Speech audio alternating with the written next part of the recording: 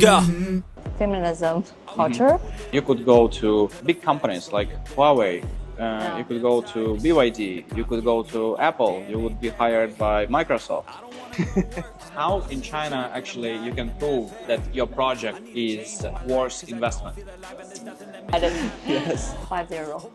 Oh, It's true. 95. It's true. You have to. It's more than $10,000. It's like $13,000 or $14,000. Yeah, it's the most expensive. Ridiculous. And Let's break the ice.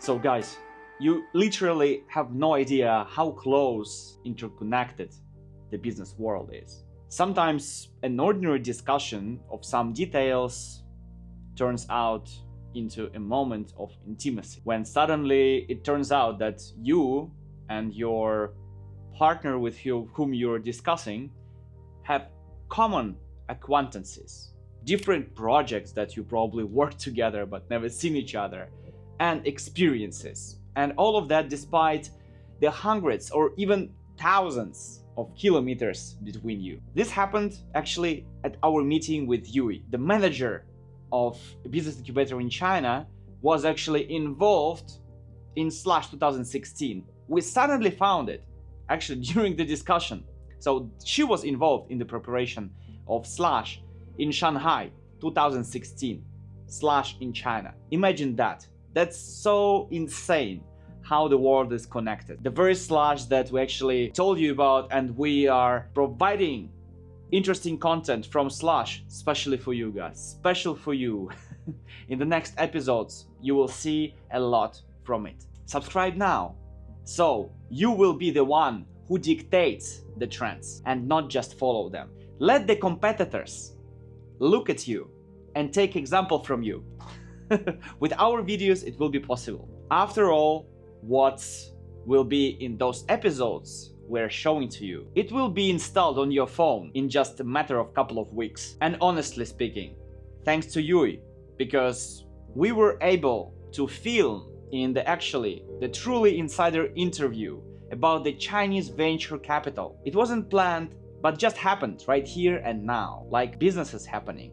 Innovation and technology appeared. And that's to the question about the Chinese supposedly being closed for contacts, not willing to dialogue. You guys setting a lot of comments about that all of it is set up, or it's not that easy to get into the Chinese company to talk about things. I have a totally different experience, the life experience in China. And this is just providing you with facts, with pure facts. I don't need to talk about it, but you just see it for yourself. And you see where the real truth is, who is lying and who is making those facts happen. I often receive such messages, but in the fact, the reality is quite different. So Chinese are open and willing to share the experiences from all around the world. In general, if you want to know what's really going on in the Chinese venture world, you just stay tuned to our channel, and there is only the most interesting things to come for you. The Intebridge helps startups at all stages of development by providing physical space, access to resources, mentorship, which you actually personally oversees. So her approach is based on a combination of experience working with international and Chinese projects, making Intebridge a bridge, an actual literal bridge between the two cultures. I will never stop promoting the benefits of a good education and lifelong constant learning and improvement. Suppose you still don't believe in the importance of constant learning and education. In that case, guys, you can watch my interviews with entrepreneurs, startups, founders, and co-founders of successful businesses on that channel, Venture China. All of them, believe me, all of them, they got a good education, and Yui is no exception. I finished my BA in University of Washington, US, and master degree in UK. So kind of like foreigner student in Europe before. Don't leave your studies behind. Keep pushing for it. Even if you think that, oh my God, how and why I'm studying this? This sounds like incredibly useless. No, guys, this is this is like misleading you. Don't be lazy, right? Keep pushing. I believe in you. If I can do it, you can do it too, and you can do it much better than I. Moreover, studying abroad allows you to gain invaluable experience in an entirely different culture. So it actually brings you think out of the box. By having this experience in different culture, by being there in different culture, out there by yourself, right? The first thing I learned is feminism culture. Yeah, be honest, like as a feminine in China is totally different. And in fact, even it's changed a lot in now, but my parents, they don't believe feminism very much as United States, as you know. And they treat the female may can have like not higher education, you know, but in United States, we call feminism and everyone equal, especially you have to lady always be first and lady always be protective and be careful, take care of it. But in China, kind of a different, like my mom, and she used to not work outside and stay at home. And my father is a businessman, so kind of like different family position, I would say. Yeah, so when I first time came to United States, I learned about like what I want to do and I can choose as a female. You will gain incredible skills, guys. If you could survive there, you will survive anywhere in the world. In any situation, you will find a solution. This will help you better understand different international markets and make networking and closing successful deals easier, right? So Yui felt the difference between the United States and China, that it was particularly strong, right? So she also shared this experience with us.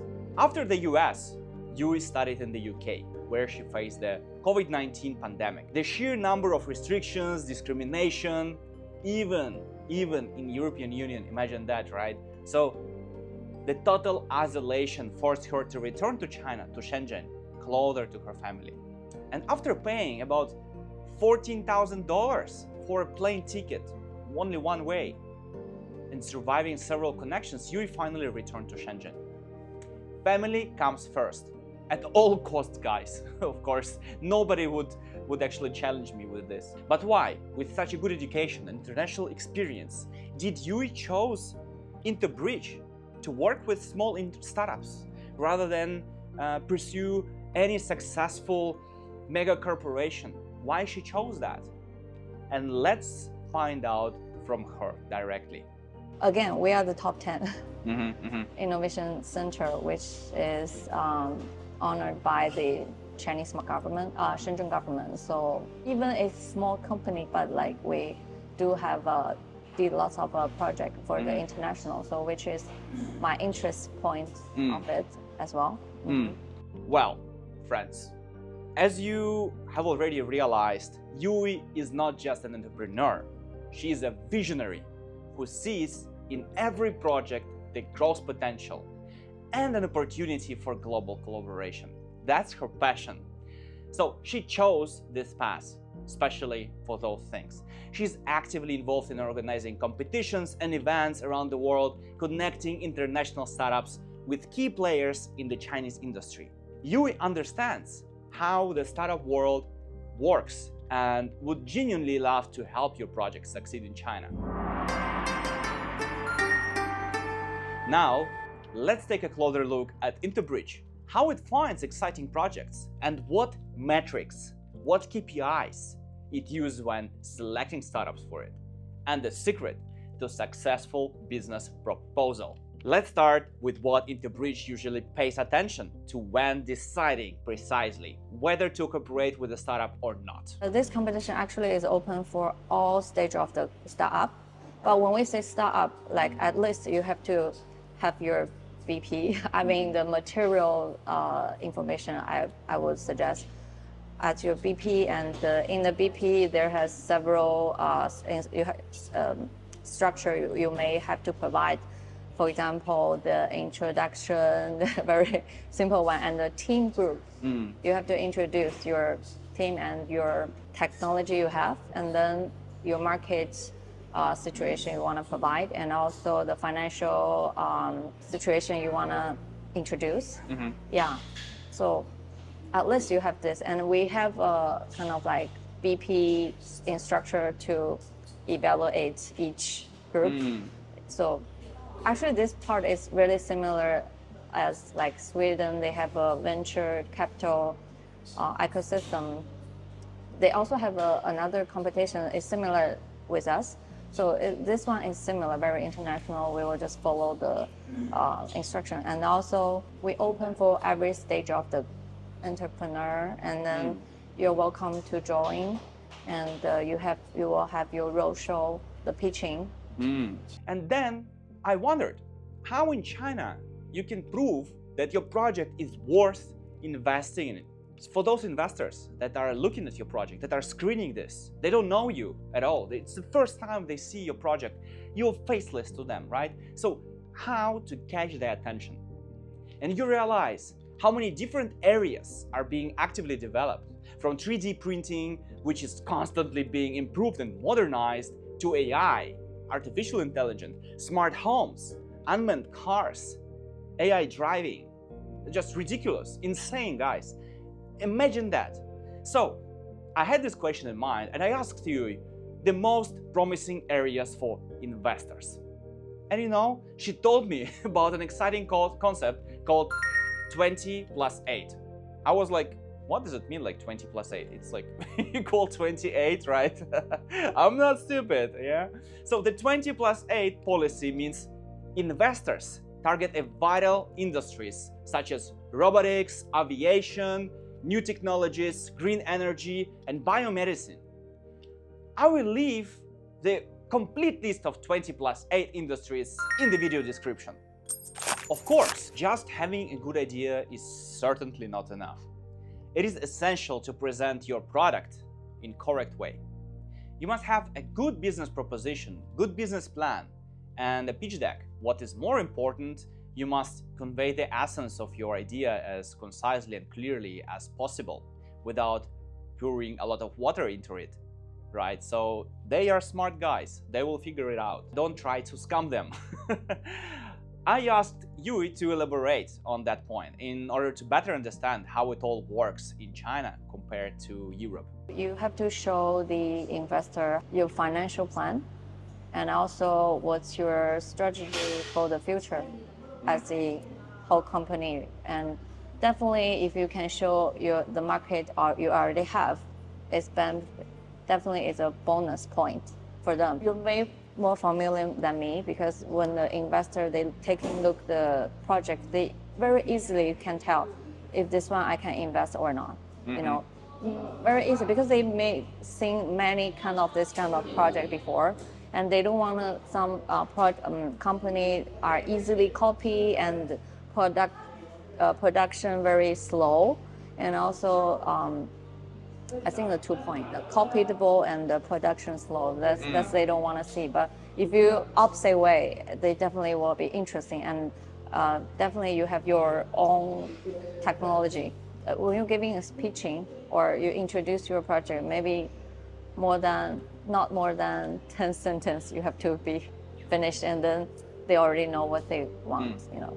Well, my dear colleagues, now that we are gotten to know Yui and Intebridge in general a little better, picked up some valuable insights on pitching their startup to investors, I believe it's a good time to expand our conversation. Let's talk more about what's happening in the venture world in China. Have you ever heard the word venture too? Then it's time to subscribe to Very Venture China.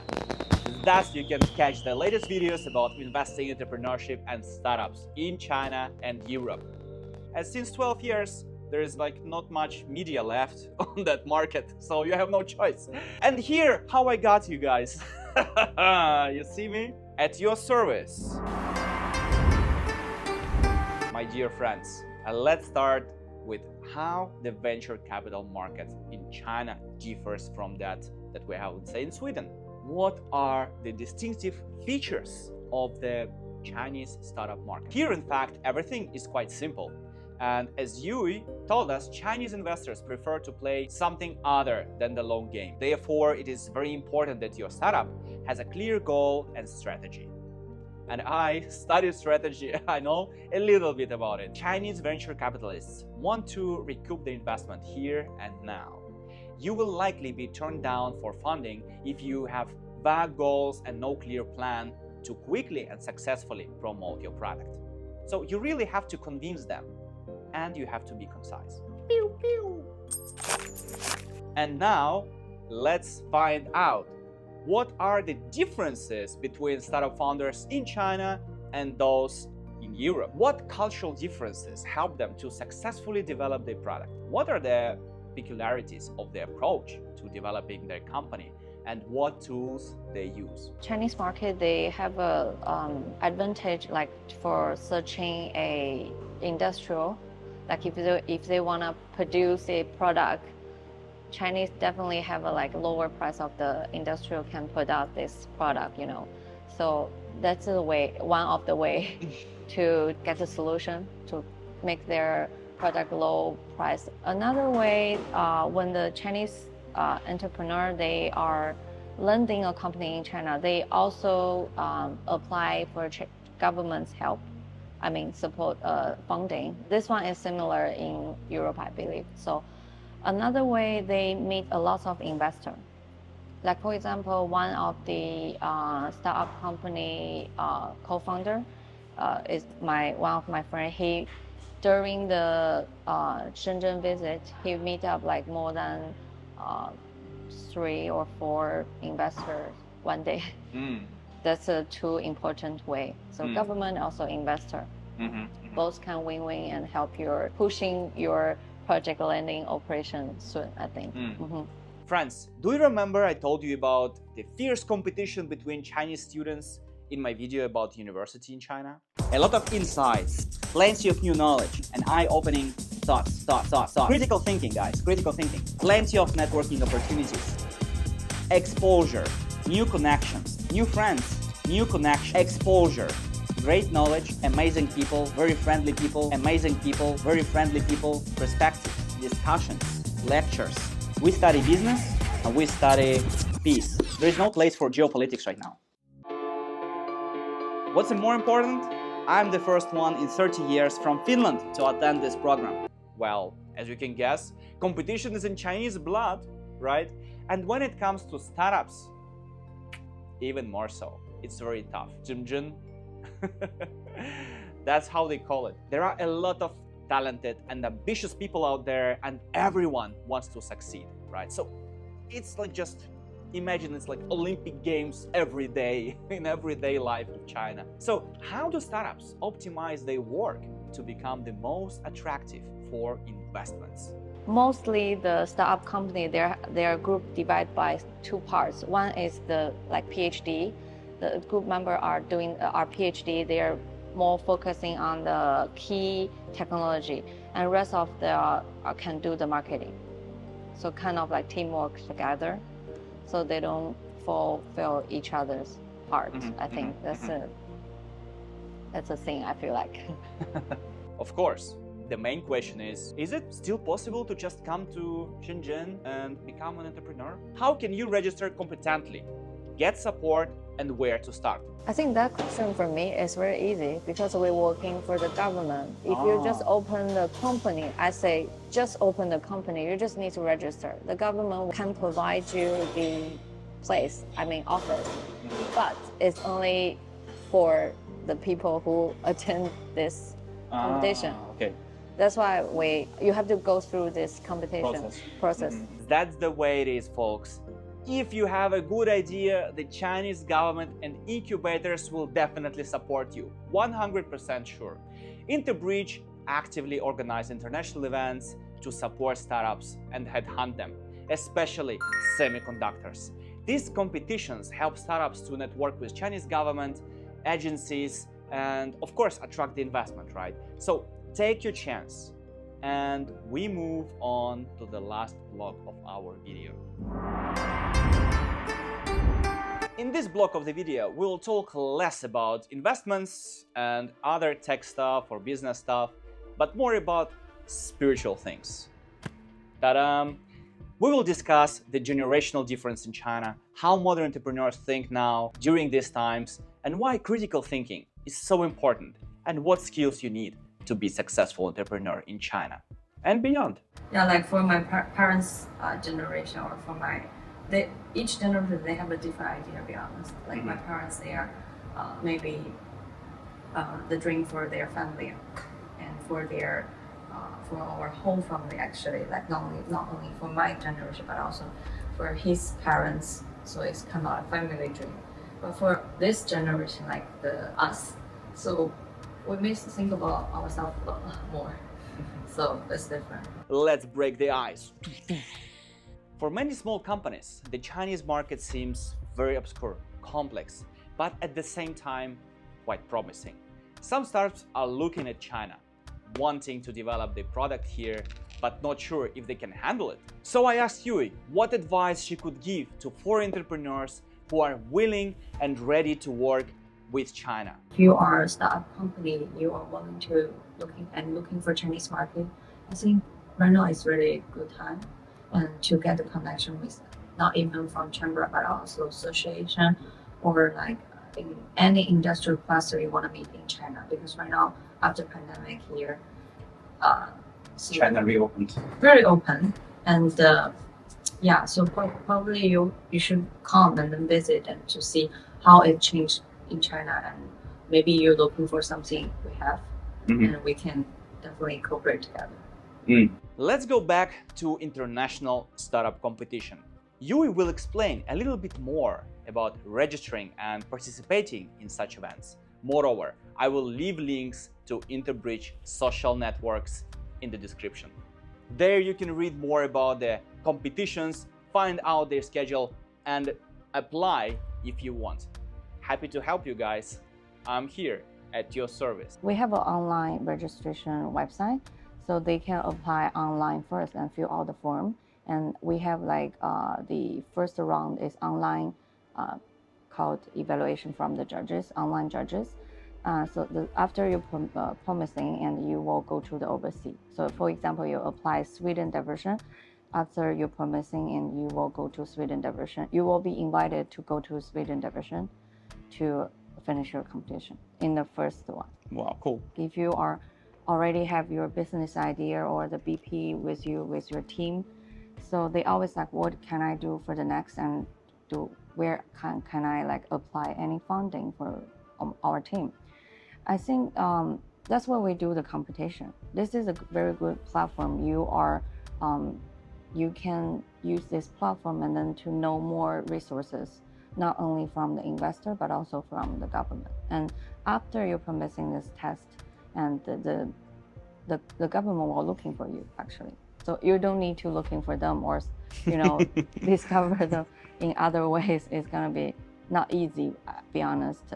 So when you experience this competition, the government already know your project very well, and they will know what they can do for you, and they will come in front of you, be honest. They will call you for make a meeting with you and to see what can they do for you, because each government they have several department they can do many things. Like for example, if investment bureau, they will help you for if you want to apply a free office space, or if you want to have a government supporting funding, and there's another department will help you. So that's why we do the competition to make, because competition is 100%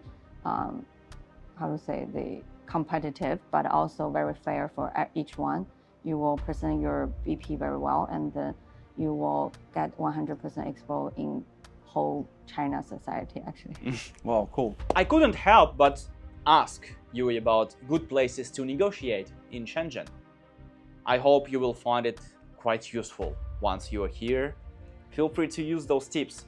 By the way, if you want to hold a business negotiation in a restaurant, you can check out my episode on food in China.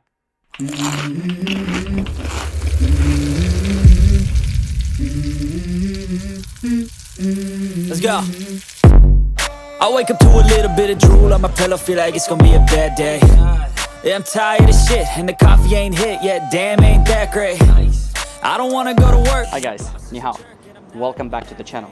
I'm Danny, and today we're gonna enjoy and discover a lot of different things together with you guys. So, be ready. I hope you sleep well, exercise well, eat well. Actually, speaking of which, I hope you're hungry, because today we're gonna go to different places to discover different types of food, where I showed a couple of very nice places to stay and try their food. As you know, the South China is an amazing place to fill your belly in full. So my episode on food in China, where I showed a couple of very decent places where you could have a pleasant and productive business lunch with your partner. Definitely, hotel is one the very suitable option. And for the hotel, after if you want to have like official dining, they provide also, because we did many kind of like conference and then welcoming dinner there. Secondly, like for example, the Pingshan, the government they have a partnership with I don't know how to call it's not open actually, not open for public, but it's really kind of like a resort, but privately, and then you can bring your, because I remember the Germany summit from all the academic last year is in Pingshan. So, but I forgot in English the name there, but it's kind of like a resort. But yeah, if you say it in Chinese, then we can actually get the name afterwards. Oh, okay. I have to search actually, but in Pingshan, you can check. Yeah, it's not in public, but maybe you want to rent in the space, you can go. Cool. Ask, yeah. Cool. For inquiring their press quotation. Wow. Yeah. Sure. Those are amazing places. Those are tasty places. Those are not that expensive places. We tried this food. We were very happy. We stayed with business partners at those restaurants, hold negotiations, signed several contracts. We've been there. We took the chance. We reviewed those places. So guys, feel free to visit them once you have a chance. At your service, Dennis Richard, Very Venture China. Hey, Yu, thank you very much for providing us an overview at the Chinese scale of startup scene. Was very eye-opening and great knowledge for all of us to learn. And looking forward for our further discussion. Yeah. Thank you. Thank you. Thank you. So friends, this concludes our fascinating conversation with Yui and continues our introduction to the world of startups in China. I hope you found this episode not only fascinating, but also inspiring. It gave you hope and ignite a spark. We learned how Chinese startups struggle to succeed, about the competition they have to face, what strategies they use, and what steps will help you integrate into this market. After all meetings and interviews with businessmen in China, I had a lot of learnings, for sure. And I would like to share some of them with you today, as I always do. Spread the knowledge, share the knowledge, share learnings. I also realized a very important thing, that in the business world, a person's strength manifests itself not only physically, but also emotionally, intellectually, and morally. Here is the thing, that a strong person in business is able to make difficult decisions, right? Manage stress and remain calm in the face of uncertainty. For the Chinese, the concept of strength includes several aspects related to culture and philosophy. In Chinese culture, strength is associated not only with physical power, right? Not with all those muscles, but also with inner harmony, how you feel inside, with wisdom and moral stability. True strength is manifested in leadership. It's manifested through the influencing others and the ability to build trusting relationship for long-term lasting relationship, right? You build for the future a really strong businessman knows how to inspire his team, how to lead his team, to guide them towards a common goal, create an atmosphere of trust and support. And you know, guys, thank you for watching. It was me, Dennis Richard. See you soon, friends. And hopefully, I will see you in the world of startups and venture capital investments. It was great to have you here. My pleasure and gratitude. Thank you very much, guys. I hope you learned something new, and I hope with my videos, it will help you to start up your own business. Stay in touch and leave some comments in the comment section below. Thumbs up, guys. I hope you're doing a great job out there. I wanted to share maybe some excitement, achievement, or my thoughts. Let's go. I wake up to a little bit of drool on my pillow, feel like it's gonna be a bad day. Yeah, I'm tired of shit, and the coffee ain't hit yet, damn, ain't that great. I don't wanna go to work, cause my boss is a jerk, and I'm not even that paid. I need a change in my life, cause I don't feel alive, and there's nothing that makes me happy. We can investigate. I'm going on a trip, and I don't plan to visit. I'm gonna stay there till I feel like I'm winning.